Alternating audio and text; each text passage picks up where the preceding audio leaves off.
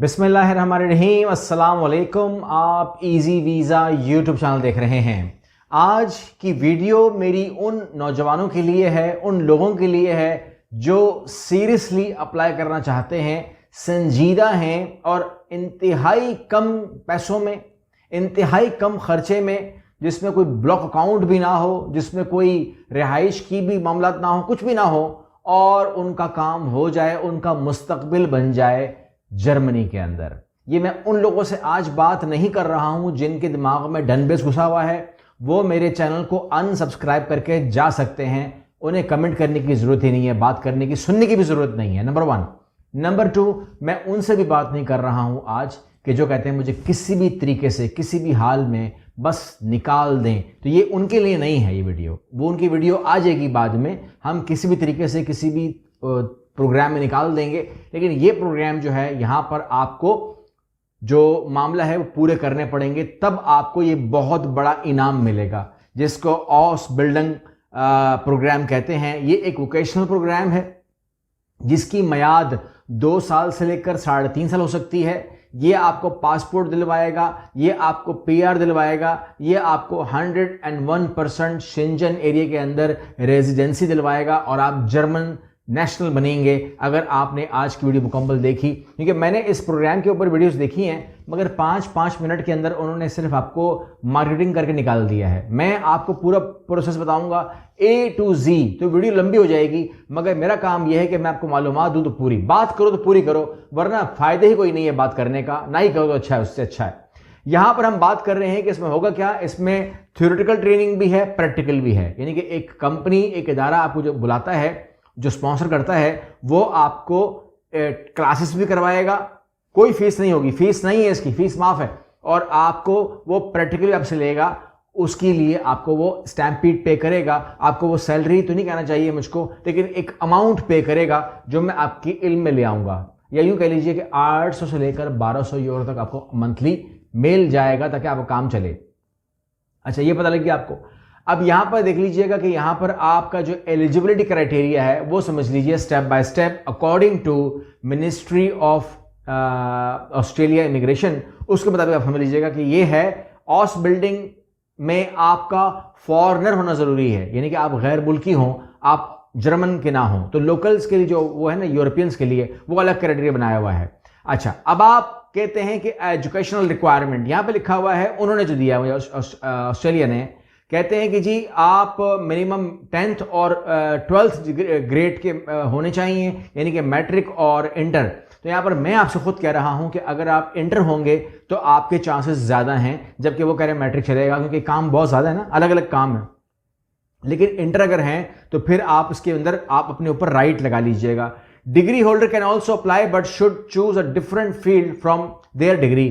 अगर आपके पास 14 पास है ना, तो आप अगर किसी भी अपने काम में पास किए हैं तो उस डिग्री के अलावा आप कोर्स ले सकते हैं। वेस रिपोर्ट जो है वो नॉट रिक्वायर्ड है। जरूरी ही नहीं है कि आप अपना आइल्स करें या वेस करें, जान ही छूट गई है। जो मैं आपसे अक्सर कहता हूं ना कि इक्वलेंसी चाहिए एजुकेशन की, ये आपसे मांग ही नहीं रहे हैं। उसके बाद कहते हैं जी लैंग्वेज रिक्वायरमेंट। लैंग्वेज रिक्वायरमेंट के अंदर कहते हैं कि B1 भी चलेगा और B2 भी प्रेफर्ड है। लेकिन मैं आपसे कह रहा हूं कि अगर आपने जर्मनी जाना है तो वो मेरे तमाम क्लाइंट्स जिनकी अप्रूवल आई, या जो लोग अब जा चुके हैं, या जो लोग जाने वाले हैं, जो पाइपलाइन में हैं, मैं उन सबसे एक बात करता हूं।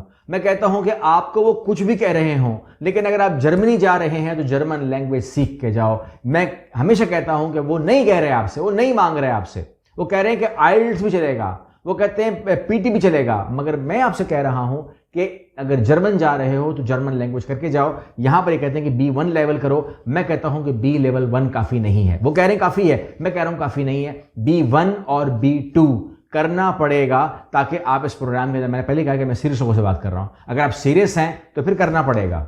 ठीक है, आगे बढ़ते हैं। अदर रिक्वायरमेंट्स, आपकी उम्र 18 साल से कम नहीं होनी चाहिए।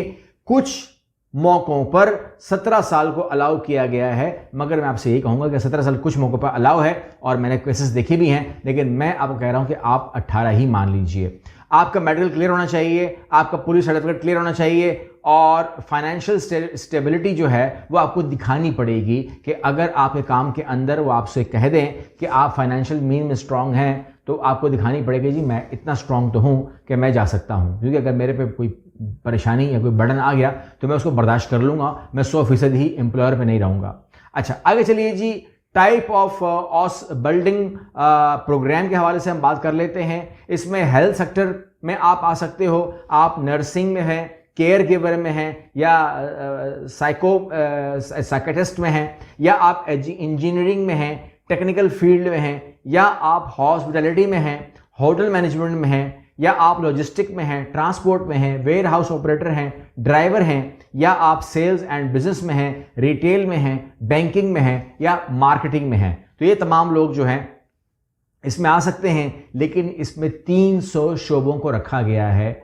ये एलिजिबिलिटी आप हमसे या ख़ुद भी ऑस बिल्डिंग प्रोग्राम की आप उनकी इमिग्रेशन वेबसाइट पर देख सकते हैं। मैं इमिग्रेशन वेबसाइट की जो वेबसाइट है ये मैं आप नीचे डिस्क्रिप्शन बॉक्स में डाल दूंगा, वहाँ से निकाल कर आप उसको एलिजिबिलिटी चेक कर सकते हैं। हमारी टीम से भी आप करवा सकते हैं या मुझसे भी बात कर सकते हैं, हम इस मौजूद पर बात कर सकते हैं अगर आप समझते हैं कि आपको एलिजिबिलिटी चेक करने की ज़रूरत है।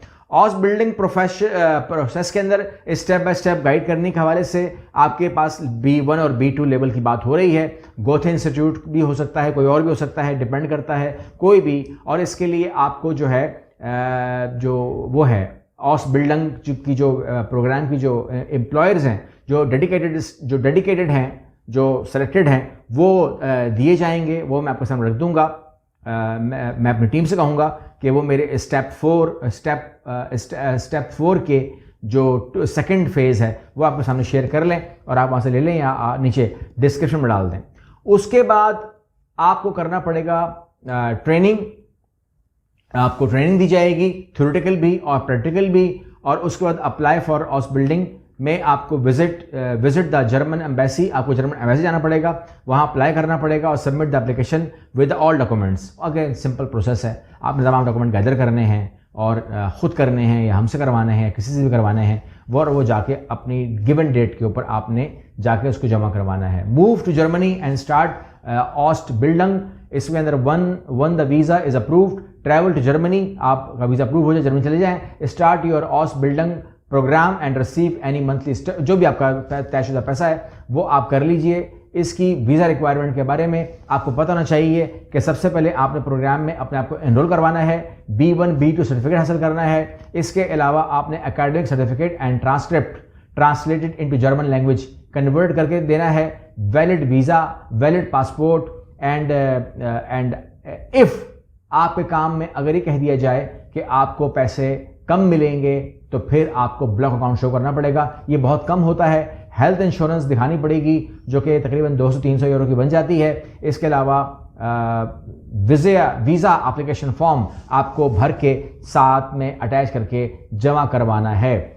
आप ख़र्चा पूछेंगे कि कॉस्ट ऑफ ऑस बिल्डिंग की कॉस्ट क्या है, तो ऑस बिल्डिंग का कॉस्ट जो है वो according to German government free of cost है, मगर जो खर्चा आपका आएगा वो आपके इल्म में होना चाहिए, जिसके अंदर जर्मन लैंग्वेज कोर्स है जो कि 500 यूरो से लेकर 200 यूरो तक आपका खर्चा होगा पाकिस्तान के अंदर। इसके अलावा ब्लॉक अकाउंट अगर आपके गले पड़ गया, अगर आपका काम उस कैटेगरी का है जो कि 300 में से तकरीबन 10 हैं, 290 नहीं है, मगर चूँकि मैं सबसे मुखातिब हूँ तो तकरीबन 11,000 यूरो का जो है वो एक साल आपके ऊपर आ सकता है। वीज़ा फ़ीस जो है वो $75 है। इसके अलावा फ़्लाइट टिकट जो है 500 से 1000 यूरो के बीच में आ जाएगी।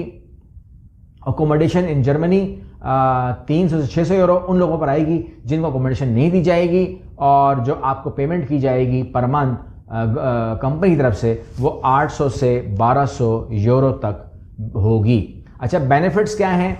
कहते हैं कि जब आप वहाँ पे पढ़ रहे होंगे, काम कर रहे होंगे, आपको कोई फ़ीस देनी नहीं किसी को, बल्कि आप उल्टा कमा रहे होंगे, तकरीबन 1000-1200 यूरो आपको उल्टा मिल रहे होंगे। और work in Germany after training, आप वहाँ पर जॉब वीज़ा ले सकते हैं, आप अपनी PR लगा सकते हैं, आप अपनी इमिग्रेशन फाइल कर सकते हैं, और आपको कोई भी ट्यूशन फ़ीस पे नहीं करनी पड़ेगी। ये आपको बेनिफिट्स दिए जा रहे हैं। Permanent residency PR pathway after some years आप कर सकते हैं।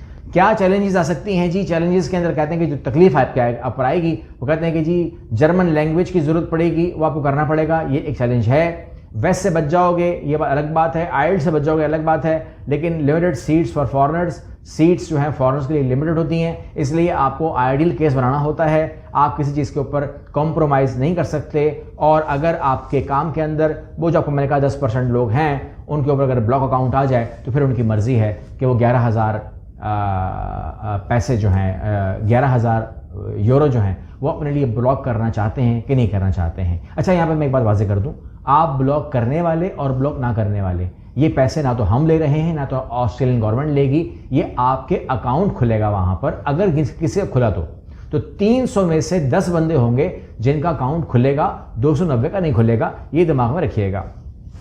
बहरहाल कंक्लूजन ये है कि it's a very good programme, और ये एक ऐसा प्रोग्राम है जो आपको तकरीबन आप समझ लीजिए कि 99% आपको जर्मन पहुंचा देता है अगर आप एलिजिबल हों तो। अगर आप सीरियस हैं तो आप हमारे ऑफिस से रब्ता कर सकते हैं, अपने डॉक्यूमेंट सेंड कर सकते हैं, उसकी एलिजिबिलिटी चेक की जा सकती है, उसके ऊपर काउंसलिंग हो सकती है, बात हो सकती है, और जो भी कमी पेशी है जो वो मांग रहे हैं उनको पूरा किया जा सकता है। कमी पेशी 1% भी नहीं होनी चाहिए। कमी पेशी पूरी कीजिए, तभी आप उसमें अप्लाई करने के अहल होंगे, तभी आपको वहाँ पर बुलाया जाएगा, तभी आप वहाँ पर 2 साल से लेकर 3.5 साल तक रेगुलर रहेंगे। यकीन जानिए, जर्मनी में जब भी आप खोलेंगे ना, 8-10 लाख लोगों की ज़रूरत मैंने देखा है हमेशा रहती है, हमेशा। तो यहाँ पर बहुत बड़ी मार्केट है ये। आप लोग बजाय अपने दिमाग को नेगेटिव इस्तेमाल करने के पॉजिटिव इस्तेमाल कीजिए और इन चीज़ों में अपना दिमाग लगाइए कि जो चीज़ें मैं आपके सामने लेकर आता हूँ, अभी मेरे पास और बहुत सारी चीज़ें हैं जो मैं कभी कभार सोचता हूँ कि दूँ कि ना दूँ आपको, डर भी लगता है मुझको, क्योंकि उसमें बहुत बोलना पड़ेगा मुझे, वीडियो लंबी हो जाएगी, तो मुझे डर लगता है कि मैं आप लोगों को दूँ कि ना दूँ। मगर वो सोना है, वो हीरे हैं, वो जो लोग लाइव मिलते हैं ना मुझसे, तो उन लोगों को तो मैं दे देता हूँ, सीधी सी बात है, क्योंकि वो तो मुझे अगर घंटा भी गुजर रहा है तो वो खुश हो जाते हैं, कहते हैं अच्छी बात है घंटा गुजर रहा है। लेकिन यूट्यूब पर डर लगता है बात करते हुए, क्योंकि यहाँ पर अगर जैसे भी 12 मिनट हो गए तो 12 मिनट के बाद जो है बैड कमेंट्स आना शुरू हो जाते हैं। अगली वीडियो मिलते हैं, अल्लाह हाफिज़।